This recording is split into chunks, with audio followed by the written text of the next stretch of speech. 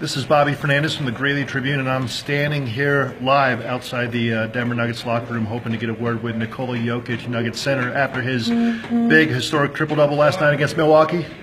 Kidding, totally kidding. I'm actually here at the Pepsi Center for not basketball, but rather a little bit of wrestling. Basketball is taking a back seat tonight, as well as tomorrow here at the Pepsi Center, as we have the Class 2A through 5A state championship wrestling tournament, and still plenty of wild representation going into the semifinals here. We have some 2A, 3A consolation matches currently taking place on the floor of the Pepsi Center right now, and we just have semifinals starting in just about a half hour here, and 21 Weld semifinalists will be represented on the floor here tonight. Weld County started with 69 total wrestlers, so still just a little bit less than a third of them are still alive in the championship bracket with state title hopes intact. And several big storylines going into the semifinals. Looking at some individuals first of all, and then we'll talk about the team standings at this point. There's, like I said, 21 semifinalists, but there's a couple matches in particular that I'm really interested to see how they shake out. Starting at 2A 113, Logan Lewis from Highland. He just a couple hours ago in the quarterfinals knocked off Rye freshman Michael Atencio, who many people would have considered, including Tim Yount, who does excellent on-the-mat rankings and state picks. Michael Atencio was considered the favorite in that bracket. Logan Lewis picks up a very dramatic 9-7 sudden victory against him in overtime in the quarterfinals. So Lewis potentially has a path to the state finals, which will take place at 7 o'clock tomorrow, right back here at Pepsi Center. Another person that I'm really looking forward to seeing how he fares, Tony Ulasic for Greeley Central. He's had some good state tournaments before, but has never made it to that finals.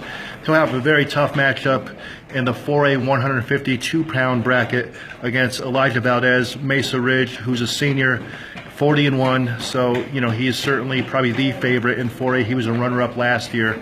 So Tony Ulasic will have a tough matchup, and if he can get through, Greeley Central could be looking at three finalists, as I think Andrew Aliris as well as Zeke Aliris have excellent shots. Andrew, of course, is a big-time favorite to be a three-time state champion as only a junior.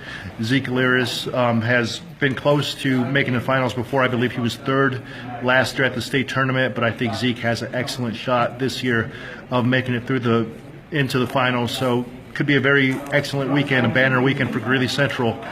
And, looking at some of the team possibilities, Eaton is going for its first ever team title, and they're hanging in tough. They had a lead after day one. They still have a lead going into the semifinals. They have 72 points at the moment.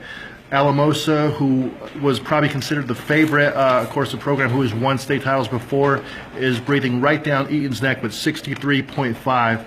So I'm no math major, but that looks like is that 8.5 points, I believe, that Eaton has as a lead. So this semifinals round, as well as the consolations here that's currently taking place, will be very critical if Eaton is going to find a way to hold on and win this team title. Of course, Alamosa has a few kids who I think are favored to get to the finals and perhaps win it.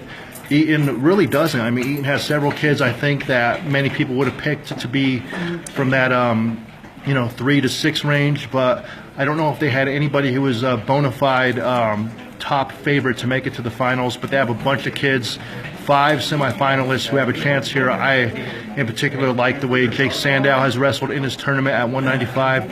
Ariel Rodriguez. There's several guys here for Eaton that want to get through to that finals, which could be very pivotal in terms of giving Eaton the points needed to hold on and win this team title. In the 4A race, quite a bit of separation at the moment, but I expect this gap to close over these next couple rounds. Pueblo East is sitting in first place at 80 points.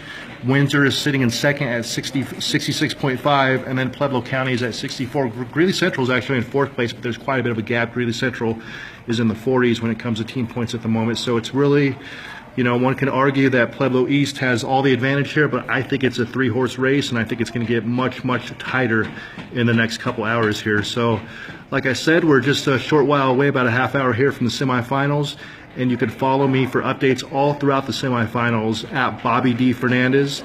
I'll have full coverage up at GreeleyTribune.com by about 11 o'clock tonight, as well as in tomorrow's print edition of the Greeley Tribune.